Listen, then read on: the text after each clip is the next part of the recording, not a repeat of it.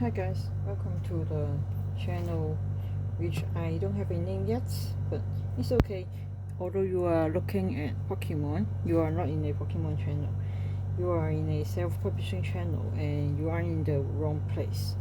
So as you can see, I'm doing some Pokemon sorting, card sorting, because like I do publish books, but when my hands and my brain gets tired, I find something else to do.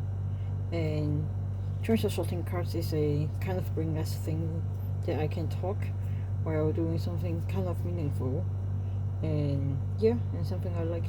So before we start with today's topic, which I have my handy notes somewhere on the table, which you may not be able to see. But for now, if in case you are interested in Pokemon, I will be talking briefly about what I'm doing here. So you may or may not know that there are many generations in Pokemon.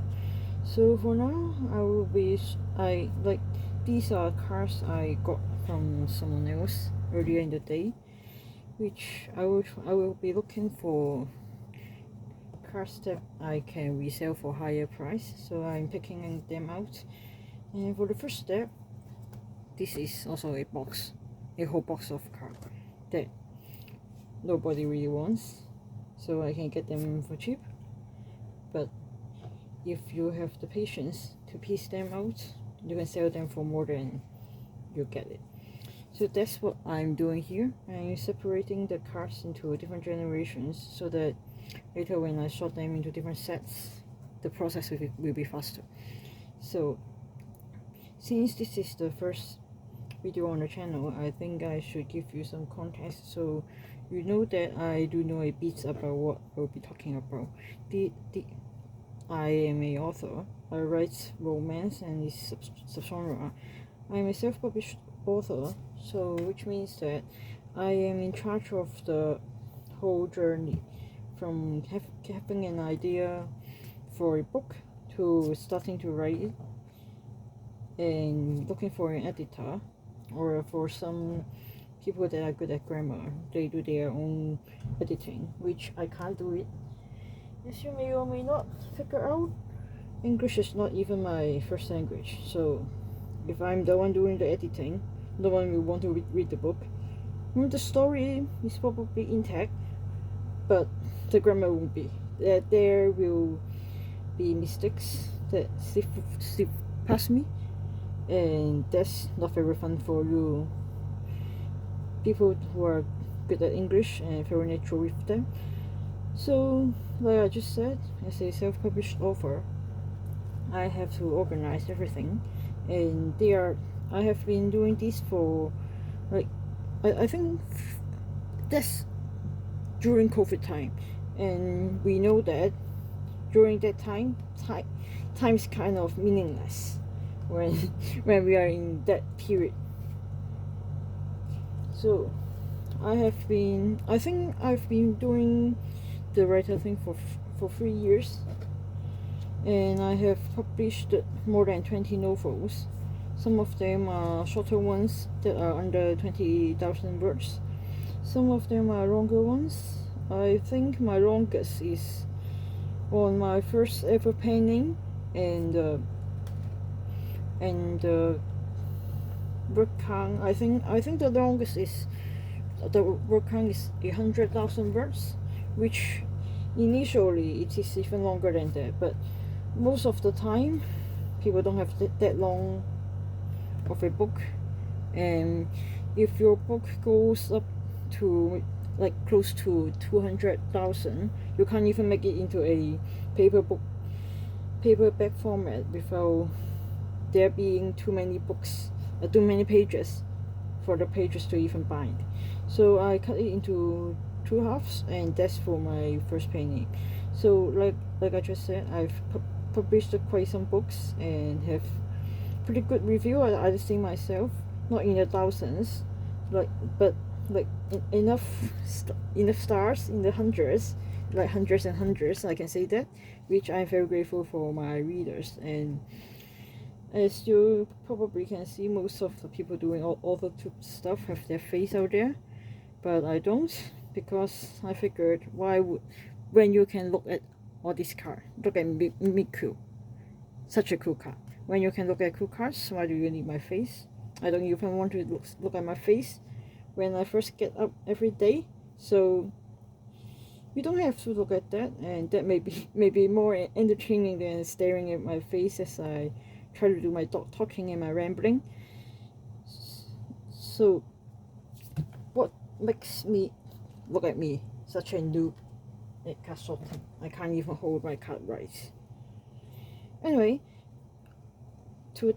let's get into today's topic. Now that you know I've done some publishing and have some books under my belt, and I probably know what I'm talking about.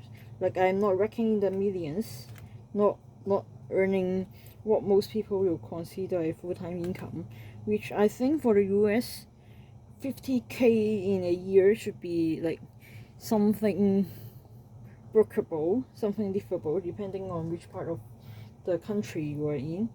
As you can see, I don't really know about US. I'm not in US, so maybe my experience will be more interesting, like maybe interesting compared to those authors that are also that are in the United States, which I think there are more of them than on YouTube than not. But I don't watch a lot of other content, so who knows? Maybe I'm completely off. Call me out on the comments. It's okay. So while I can't show you how to earn millions with your own books, I can tell you about writing books and finishing books. Like I just said, I've been in the game for a few years. I don't even remember. I think my first book published like 2021, probably around that. I think it's like January. I only remember it's late January, but then exactly which year it is off my mind. I suppose I could have looked it up before I let the camera roll. Anyways, let's jump into the first topic. Today I want to talk about what skills I think will be the most important and good to have when you start your author journey. First of all, I think that it is about learning new things. There are a lot of button clicking, like the only like mechanical stuff that everyone knows, and that's before we even talk about writing a good story, writing something people will like to buy, which I'm still learning. Storytelling is something that you can spend your whole life to learn, and you may not even master. But it's a worthwhile journey if you really like stories, like daydreaming, and have friends in your head since you are a kid or something. And instead of letting those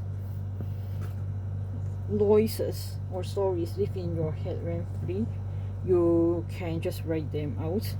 And to be transparent, and maybe you are interested in that, I have, like I just mentioned, I have published quite some books and have them under my belt. Actually, those books are separated into different pen names. I think I got 3 novel pen names and a dozen of short story pen names, and each of them write different things. Most of those are in romance, and the genre is so big that I don't even think you will be able to recognize me. And you may or may not know from me sorting Pokemon cards, and this is all you can see. I have an issue with putting my face out there, and it scares me somehow. And as you can see on the channel, I don't even have my name up there, when it seems like the most natural thing for most of the people. I have pen names. I don't write under my own name, and that's probably the same thing. I don't know why I don't feel that comfortable with my face and my name out there. Maybe it is because I like my own privacy, or maybe it's just I'm shy. I don't know. Whatever. Let's jump back into the. I'm sorry if this is a rambling video. This is my first video, So maybe I will add a timestamp so you can jump to something interesting and meaningful when you get to the video, so you can skip over my ramblings. Oh, look at this Snorlax. I love Snorlax. Yeah, the first thing I want to emphasize, and that's very important for doing all the things, is that you have to be learning new things all the time.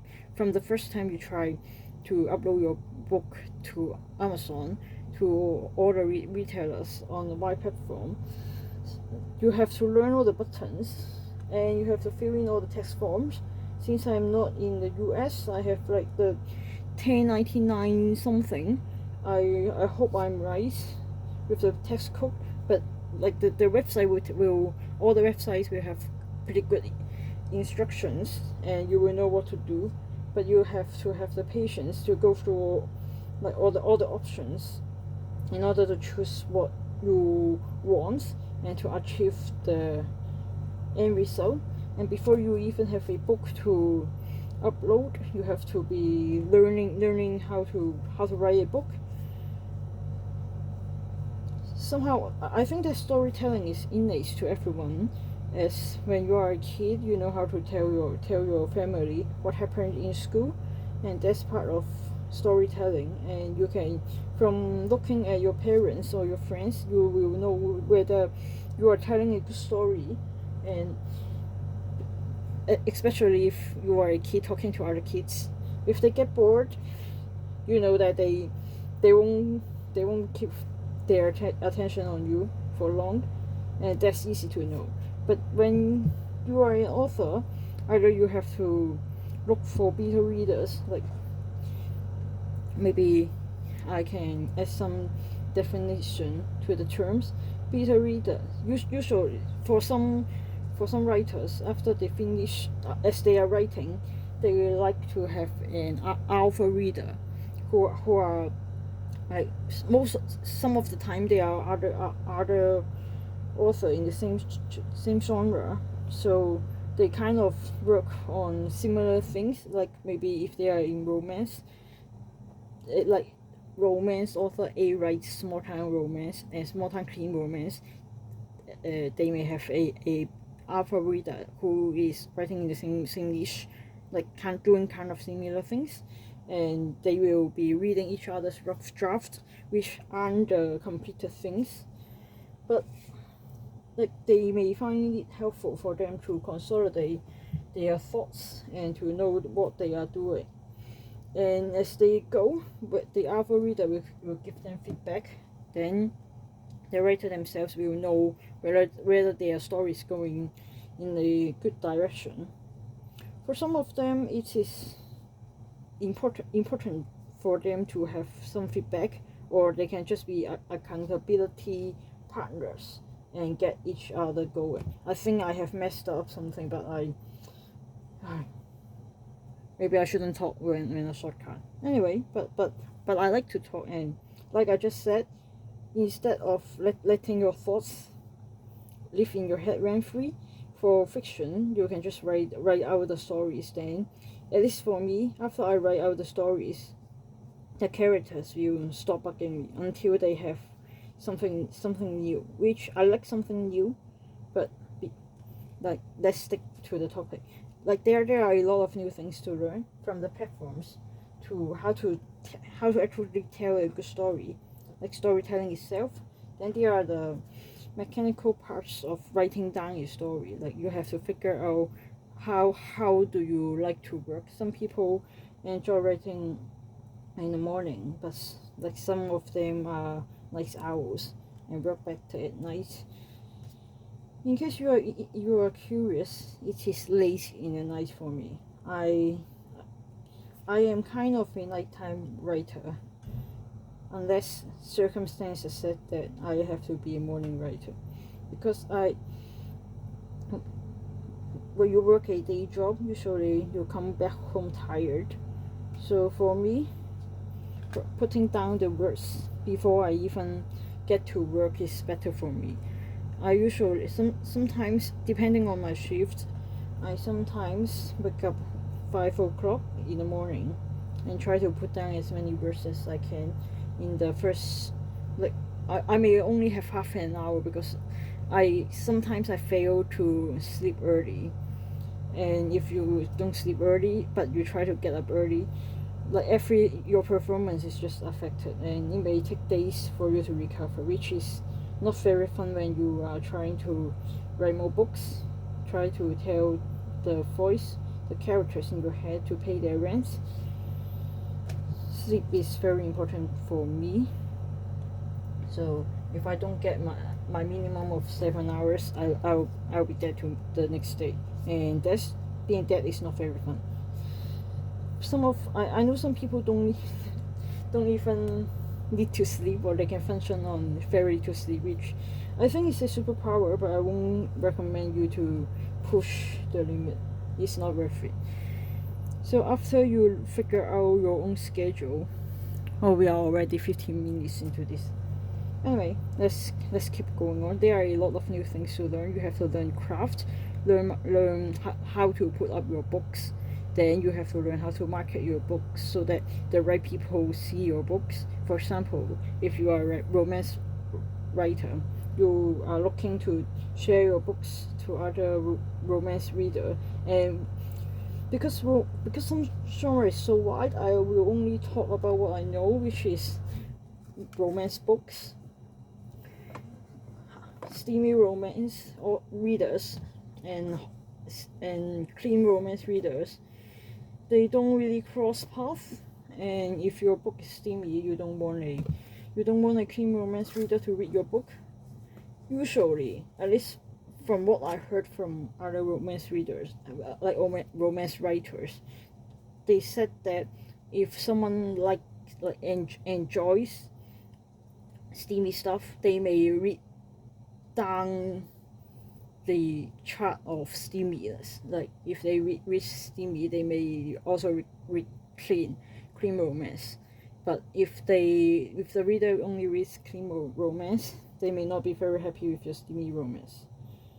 And if your book is erotic romance, you want even less crossover between like readers from different niche. It is not going to work out well for you, both in terms of your review and your marketing budget.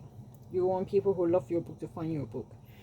If you are in other genre or niche, hopefully you will be able to find other writers in your genre. No matter how small your niche is, there ought to be someone out there writing something similar to you. And I like that indie authors are very, like, everyone share their success and how they get there, even though your path getting there will likely be different from how they get there. Like there's a saying of YMMW, I think, your mileage may vary. YMMV, I suppose, your mileage may vary. Even though you write almost the same thing as the writer next to you, you may not do the same. You may not, like, you are still a different person compared with them, and how they interact with their readers may be different from you. For example, as you can see, you can't even see my face here. I don't like to show my face so that I don't have to dress up, I don't have to put on makeup, and I may not even be wearing pants, and you won't even know, which I think is a lot more comfortable for me. But you may like to be out there and meet people in person, and the story you write is going to be different from like your peers, even though you may learn from the same creative writing class, which I have never gone to one. So you can learn from each other's experience and try to pick out the ones that may be good for you, useful for you. Then you can make some changes or try it on your own and see whether it really is working for you. Because sometimes there are a lot of good ideas. If you get deeper into, like, get to know more about self-publishing, there are plenty of channels on YouTube that talks about that, and some of the authors are they are actually doing this full time. They earn good money from their books, which I really hope I get there one day, and I know I will, but I still have a lot of things to learn. For example, I can learn to make less rambly videos, so that for the 4 points I want to cover, we aren't still at the first point. So to cut my rambling short, let's jump into before I forget. After you one of the things I think is a bit rarer for most people is to talk to other professionals, because if you are doing this self-publishing thing and you have to, like, for a book to be a book, you need to have a cover, the content itself, and you have to format the book. Most of the things, like the book, you will likely write your own books. So, and after that, you will do your own editing before you find an editor. So you have to go and look for someone who is reliable, and that's a learning process. How do you schedule? How good do you know your own schedule, so that you can have everything done to your own liking? For example, if I want to publish a book in January, I like maybe let's say January 31st, because everyone start the year wanting to publish a book, and somehow 31st is still the first month of the year, and that's still a goal accomplished. And if you want to publish a book on the 31st, and let's say if you start writing your book on the 1st of January, and you want some beta reader feedback, you want to go through your own edits, then you want to get a good cover, which you may have to hire a good cover artist, or even if you have a friend who is really good and they really do good cover stuff, and they are willing to help you, you can't tell them what cover you want days before you publish, because everyone have their own schedule. And if you want, for some of the good service providers, if you want to get on their schedules and for everything to work out smoothly, you have to book in advance. And how advanced will depend on how popular your person, your guy or your gal is, and you will have to be able to estimate it. Also, you don't want to be late. When we grow up, we know that being late to school is not a good thing, but usually nothing severely bad will happen, even if you go to school late, or you hang your assignment late. But if you are an author, you are a professional. Even if you haven't published a book yet, you want to be a professional. You want to treat others like a professional, and hopefully you want others to treat you as a professional too. And one very important thing is that professionals keep up their words and do what they say they are going to do. If you tell your editor that you are going to turn in a book for them to edit on 10th, it will be better if you can get your stuff in on 8th, so that they know what to expect from you. And if you are reliable, sometimes service providers, they will go out of their way to help you. For example, you are someone like me who somehow you miss your schedule, and if you have a good relationship with your editor, they may be able to squeeze you into their gaps. And sometimes their gaps are because some other authors aren't submitting their stuff in time. And depends on the professional. If you are late or you aren't that professional, they may not work with you, because everyone is busy. And if you just disappear or not do your part, you don't know what you are affecting. They may have their own schedule, and if you blank your slot, and they will have to find something else to do so they can pay their bills. So be on time, learn to work with other professionals, and learn how everyone's schedules work, so everyone can be happy together. Yeah. And it takes almost half an hour for me to go through the first part. Anyway, the second thing I think is very important is discipline, because if you are a self-published author, or let's say you want to be a self-published author, which means you are a writer and hopefully you are writing your book, discipline is very important, because when you are self-published, no one cares when you put out a new book, no one cares when you work, or whether you even work, whether you even write your books. You probably have friends or family who will tell you that they also want to be a writer, want to be an author, but they have never finished a thing. Though to be practical, most people who start writing, you aren't going to write the next American novel on your first attempt. That usually don't happen unless you have a giant marketing budget and you are a unicorn. If you are a unicorn, then you probably don't need this video. But I will assume most of us are normal human beings, and we are just trying our best to put out good books.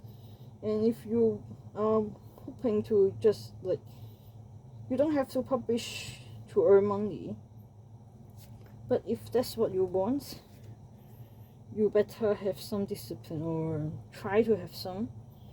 At least, like I just mentioned, you have to keep up a schedule with your editor. But then there are ways to circumvent that. It is like after you finish your book, then you start booking editors. It will be easier for you to keep up.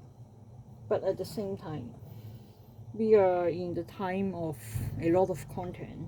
Some people call it content tsunamis, and which is right.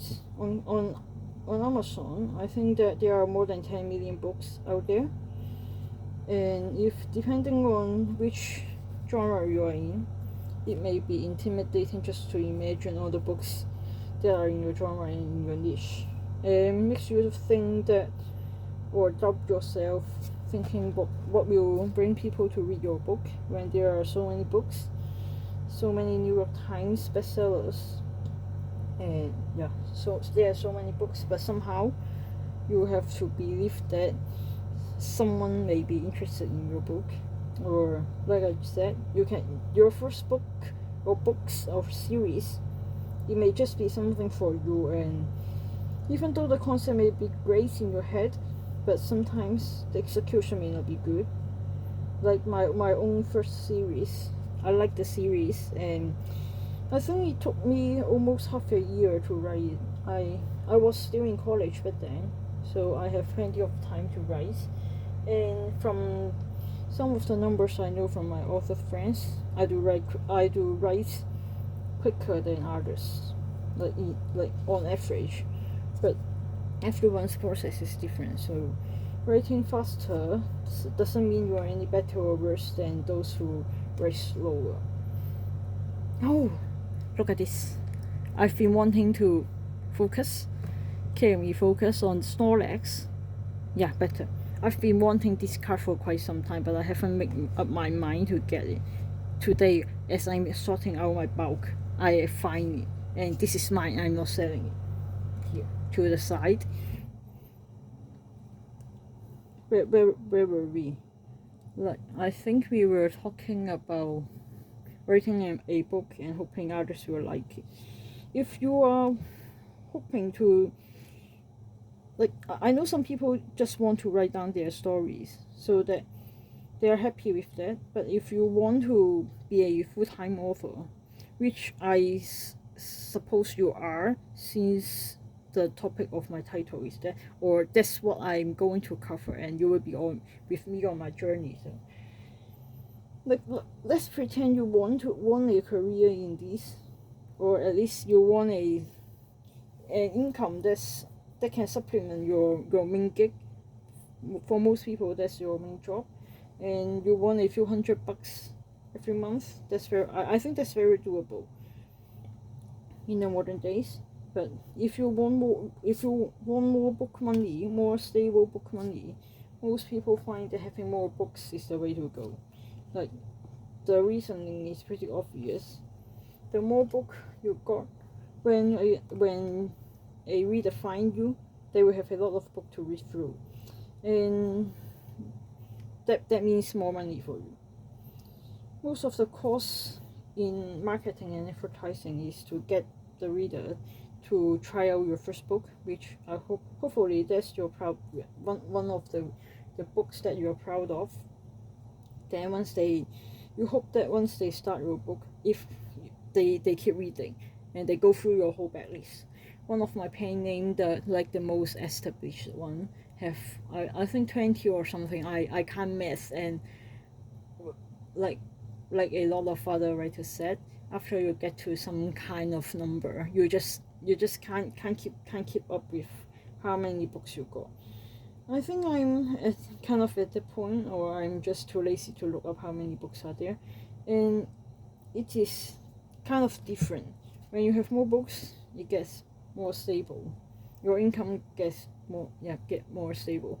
And I do know people who write their first series, and they make six figure right away. They write great books, which not like me. I am still learning to write a great book. I'm grateful for readers who love my books, and yeah, I'm still trying to do my best every day to learn new things every book, which I think those that are top, like in terms of earning, they are also doing the same. So no one is special. Everyone learn, and you get better by practicing more. And this is how discipline come in. Not everyone can write every day. Sometimes people have busy schedule that won't allow for that. And sometimes you can have all the time in your hand, but you find some excuses. For example, I like YouTube videos. I think like maybe that's not a very unique thing. Videos are fun, and you can kind of be on the internet for hours mindlessly, scrolling through stuff, reading stuff without writing anything. But if you want to like have a stable earning, have a career, you have to spend time writing, and that's the discipline you need to be doing that. Or maybe you can be like me, when my brain or like my wrist gets tired after I write my verse and after I do my stuff. I still try to do something else.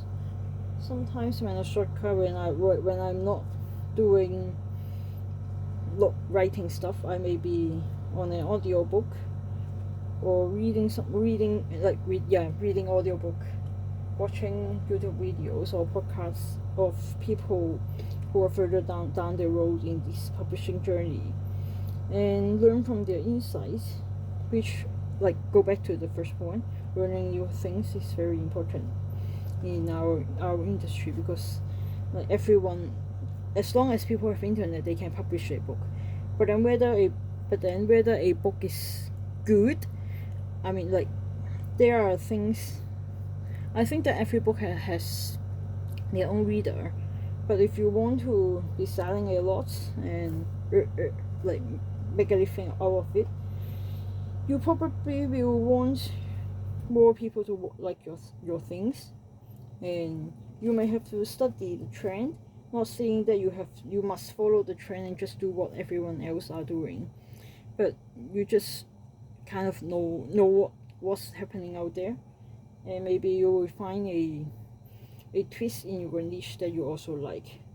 Then you can write those, enjoy yourself while earning some money, and enjoy yourself even more. Yeah, so the second point I want to bring home is discipline. I think we are half an hour into the video already, so I will cut it off here, and we will continue with the next two bullet points in the next video. Bye.